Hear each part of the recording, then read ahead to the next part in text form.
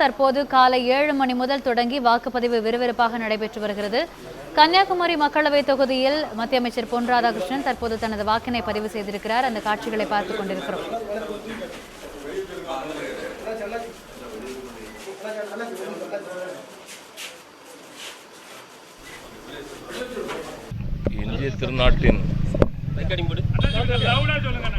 இந்திய திருநாட்டின் தலையெழுத்தை நிர்ணயிக்கக்கூடிய மாபெரும் ஜனநாயக திருவிழா தேர்தல் இன்று நடைபெற்றுக் கொண்டிருக்கின்றது. இரண்டாம் கட்டமாக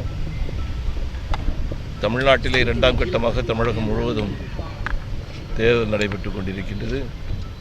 கன்னியாகுமரி மாவட்டத்திலே நான் தற்போது என்னுடைய வாக்குரிமையை நிறைவேற்றிவிட்டு வந்திருக்கின்றேன்.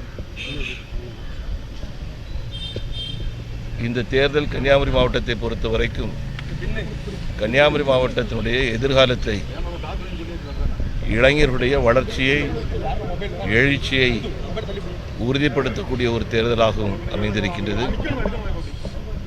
மாவட்டம் முழுவதும் ஒரு மிகப்பெரிய மௌன புரட்சி ஏற்பட்டு கொண்டிருக்கின்றது.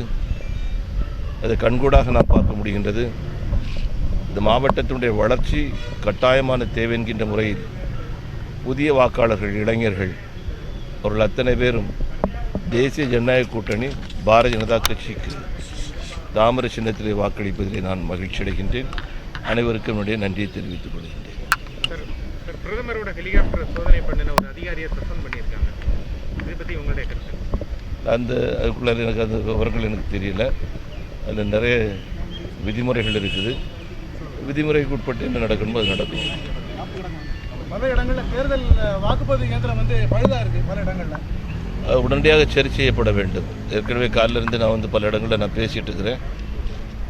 சில இடங்களில் சரி செய்திருக்கிறாங்க, இன்னும் சில இடங்களில் சரி செய்துகிட்டு இருக்கிறாங்க.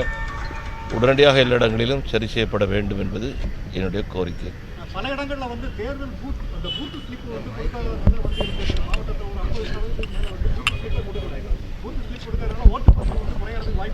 தேர்தல் அதிகாரிகளுடைய, பணியாளர்களுடைய பெரிய தவறு இந்த தடவை நடந்திருக்கு. அதனால் ஸ்லிப்பு வந்தால் தான் உள்ள அனுமதிப்போம் அப்படிங்கக்கூடியது மாற்றணும்.